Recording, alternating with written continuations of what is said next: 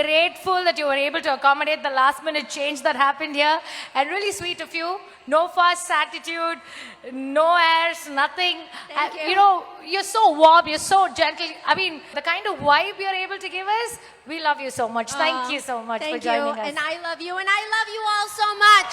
அது கண்ணா இல்ல கரண்டா கன்ஃபியூசன் அவ அழக பத்தி பாட இல்ல எஜுகேஷன் நீ இருக்கு Let's welcome the daring diva, Sunny Leone, ladies and gentlemen.